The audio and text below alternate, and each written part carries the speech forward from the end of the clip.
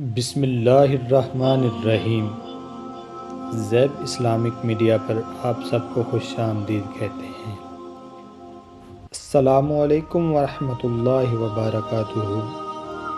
معزز ناظرین، آج کی ہماری ویڈیو مسلمان اور کافر کی موت کیسے ہوتی ہے اور ان کے ساتھ کیا ہوتا ہے، اس بارے میں پیش کریں گے۔ جو دوست ہمارے چینل پہ نئے ہیں، ہمارے چینل کو سبسکرائب کر دیں اور بیل آئیکن پریس کر دیں۔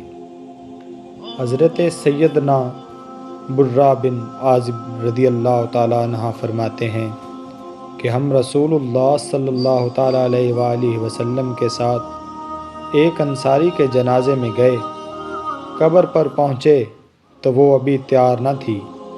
حضور صلی اللہ تعالیٰ علیہ وآلہ وسلم بیٹھ گئے۔ ہم بھی آپ صلی اللہ تعالیٰ علیہ وآلہ وسلم کے آس پاس ایسے بیٹھ گئے گویا ہمارے سروں پر پرندے ہیں۔ حضور صلی اللہ علیہ وآلہ وسلم کے دست اقدس میں ایک چھڑی تھی جس سے آپ صلی اللہ تعالیٰ علیہ وآلہ وسلم زمین کریدنے لگے۔ پھر آپ نے سر اٹھایا اور 2 یا 3 بار فرمایا، عذاب قبر سے اللہ عز و جل کی پناہ مانگو۔ فرمایا، بندہ مومن جب دنیا سے روانہ ہو کر آخرت کی طرف جانے لگتا ہے تو اس پر آسمان سے سفید چہرے والے فرشتے اترتے ہیں، گویا ان کے چہرے سورج ہیں۔ ان کے ساتھ جنتی کفن اور جنتی خوشبو ہوتی ہے، یہاں تک کہ میت کے پاس تا حد نگاہ بیٹھ جاتے ہیں۔ پھر ملک الموت علیہ السلام آتے ہیں اور اس کے سر کے پاس بیٹھ کر کہتے ہیں، اے پاک روح، اللہ کی بخشش اور رضا کی طرف چل۔ تو وہ اس طرح جسم سے نکلتی ہے جس طرح پانی کی مشک سے کوئی قطرہ ٹپک کر نکلتا ہے، اور ملک الموت علیہ السلام اسے قبض کر لیتے ہیں۔ ملک الموت علیہ السلام جوں ہی اس روح کو قبض کرتے ہیں تو وہاں موجود دیگر فرشتے پل بھر انتظار نہیں کرتے اور اس نیک روح کو ملک الموت سے لے کر جنتی کفن پہنا دیتے ہیں، پھر اسے جنتی خوشبو لگا دیتے ہیں تو اس سے روئے زمین پر پائی جانے والی بہترین مشک سے بھی بڑھ کر نفیس خوشبو آنے لگتی ہے۔ پھر وہ فرشتے اس روح کو لے کر آسمان کی طرف چڑھتے ہیں تو فرشتوں کی جس جماعت کے پاس سے گزرتے ہیں وہ پوچھتے ہیں، یہ خوشبوؤں میں بسی پاک روح کس کی ہے؟ تو فرشتے کہتے ہیں، یہ فلاں بن فلاں کی ہے۔ وہ اس روح کا تعارف ایسے معزز اور محترم نام سے کراتے ہیں جس سے لوگ دنیا میں اسے پکارا کرتے تھے، یہاں تک کہ وہ اسے لے کر آسمان دنیا تک پہنچتے ہیں۔ پھر اس کے لیے آسمان کے دروازے کھولنے کی اجازت طلب کی جاتی ہے تو دروازے کھول دیے جاتے ہیں۔ اس کے بعد ہر آسمان کے فرشتے اسے اگلے آسمان پر پہنچاتے ہیں، حتیٰ کہ اسے 7ویں آسمان تک پہنچا دیتے ہیں۔ تو اللہ تعالیٰ فرماتا ہے، میرے بندے کے نامہ مال کو مقام علیین پانے والوں میں لکھ دو اور اسے زمین کی طرف لوٹا دو، کیونکہ میں اپنے بندوں کو اس سے پیدا کیا ہے، اسی میں انہیں لوٹاؤں گا اور اسی سے انہیں دوبارہ نکالوں گا۔ حضرت صلی اللہ تعالیٰ علیہ وآلہ وسلم نے مزید فرمایا، اس کی روح اس کے جسم میں لوٹا دی جاتی ہے، پھر اس کے پاس 2 فرشتے آ کر اسے بٹھاتے ہیں اور اس سے پوچھتے ہیں کہ تیرا رب کون ہے؟ وہ کہتا ہے، میرا رب اللہ ہے۔ وہ پوچھتے ہیں، تیرا دین کیا ہے؟ وہ کہتا ہے، میرا دین اسلام ہے۔ وہ پوچھتے ہیں، یہ صاحب کون ہیں جو تم میں بھیجے گئے؟ وہ کہتا ہے کہ یہ اللہ کے رسول حضرت محمد صلی اللہ تعالیٰ علیہ وآلہ وسلم ہیں۔ وہ پوچھتے ہیں، تجھے کیسے معلوم ہوا؟ وہ کہتا ہے، میں نے اللہ عز و جل کی کتاب پڑھی، اس پر ایمان لایا اور اس کی تصدیق کی۔ تو آسمان سے پکارنے والا پکارتا ہے کہ میرے بندے نے سچ کہا، اس کے لیے جنت کا بستر بچھا دو، اسے جنتی لباس پہناؤ، اس کے لیے جنت کی طرف دروازہ کھول دو۔ پس اسے جنت کی خوشگوار اور خوشبو آنے لگتی ہے اور اس کی قبر تا حد نگاہ فراخ کر دی جاتی ہے۔ پھر اس کے پاس ایک خوبصورت چہرے، اچھے کپڑوں والا اور اچھے پاکیزہ ترین خوشبو والا شخص آتا ہے اور کہتا ہے تجھے خوشخبری ہو اس چیز کی جو تجھے مسرور کر گئی، یہ تیرا وہ دن ہے جس کا تجھ سے وعدہ کیا گیا تھا۔ یہ پوچھتا ہے تو کون ہے؟ تیرا چہرہ بھلائی کی خبر دیتا ہے۔ وہ کہتا ہے میں تیرا نیک عمل ہوں۔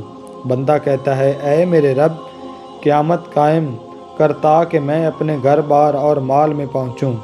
آپ صلی اللہ علیہ وآلہ وسلم نے مزید فرمایا کہ بندہ کافر جب دنیا سے روانہ ہو کر آخرت کی طرف جانے لگتا ہے تو اس کی طرف آسمان سے سیاہ چہرے والے فرشتے اترتے ہیں جن کے پاس ٹاٹ ہوتے ہیں۔ وہ فرشتے اس کے پاس تا حد نگاہ بیٹھ جاتے ہیں۔ پھر ملک الموت علیہ السلام آ کر اس کے سر کے پاس بیٹھتے ہیں اور کہتے ہیں اے خبیث روح، اللہ کی ناراضی اور غضب کی طرف نکل۔ تو وہ روح جسم میں چھپتی پھرتی ہے۔ ملک الموت علیہ السلام اسے ایسے کھینچتے ہیں جیسے گرم سیخ بھیگی اون سے کھینچی جاتی ہے۔ جب اسے قبض کر لیتے ہیں تو وہ فرشتے اسے ملک الموت علیہ السلام کے ہاتھ میں پلک جھپکنے کی مقدار بھی نہیں رہنے دیتے اور اسے لے کر ان ٹاٹوں میں ڈال دیتے ہیں۔ اس سے روئے زمین کے بدترین مرادگی سی بدبو نکلتی ہے۔ جب وہ اسے لے کر آسمان کی طرف چڑھتے ہیں تو فرشتوں کی جس جماعت کے قریب سے گزرتے ہیں وہ پوچھتے ہیں کہ یہ خبیث روح کس کی ہے؟ تو فرشتے اس کا دنیاوی بدترین نام لے کر کہتے ہیں کہ یہ فلاں بن فلاں کی ہے، یہاں تک کہ اسے لے کر آسمانوں دنیا آتے ہیں اور اس کا دروازہ کھولنے کی اجازت طلب کرتے ہیں مگر وہ اس کے لیے نہیں کھولا جاتا۔ پھر دو جہاں کے تاجور سلطان بحر و بر صلی اللہ تعالیٰ علیہ وآلہ وسلم نے یہ آیات مبارکہ پڑھی جس کا ترجمہ کچھ اس طرح ہے ان کے لیے آسمان کے دروازے نہ کھولے جائیں گے اور نہ وہ جنت میں داخل ہوں جب تک کہ سوئی کے ناکے اونٹ نہ داخل ہو۔ پھر رب تعالیٰ فرشتوں سے فرماتا ہے اس کا نامہ اعمال نچلی زمین مقام سجین میں لکھ دو، تو اس کی روح پھینک دی جاتی ہے۔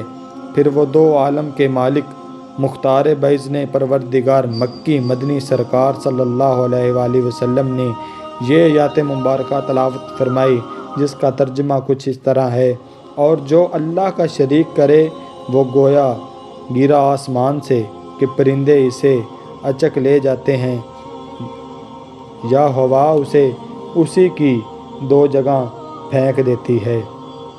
پھر روح جسم میں لوٹا دی جاتی ہے اور اس کے پاس دو فرشتے آ کر اسے بٹھاتے ہیں اور پوچھتے ہیں تیرا رب کون ہے؟ وہ کہتا ہے ہائے ہائے میں نہیں جانتا۔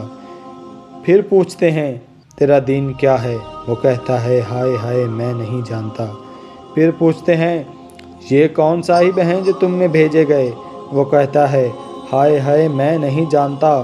تب آسمان سے پکارنے والا پکارتا ہے یہ جھوٹا ہے، اس کے لیے آگ کا بستر بچھاؤ اور آگ کی طرف دروازہ کھول دو، چنانچہ اس تک دوزخ کی گرمی اور وہاں کی لو آنے لگتی ہے اور اس پر قبر اس قدر تنگ کر دی جاتی ہے کہ اس کی پسلیاں ادھر ادھر یعنی ایک دوسرے میں پیوست ہو جاتی ہیں اور اس کے پاس ایک بد شکل برے لباس والا بدبودار آدمی آتا ہے اور اس سے کہتا ہے تجھے خوشخبری ہو اس چیز کی جو تجھے غمگین کرے گی، یہ وہ دن ہے جس کا تجھ سے وعدہ کیا گیا تھا۔ مردہ کہتا ہے تو کون ہے کہ تیرا چہرہ شر برائی کی خبر دیتا ہے؟ وہ کہتا ہے میں تیرا برا عمل ہوں۔ تب یہ کہتا ہے الہی قیامت نہ قائم کرنا۔ اللہ پاک ہمیں مرنے سے پہلے موت کی تیاری کرنے کی توفیق عطا فرمائے، آمین بجاہ النبی الامین۔ اللہ حافظ و ناصر۔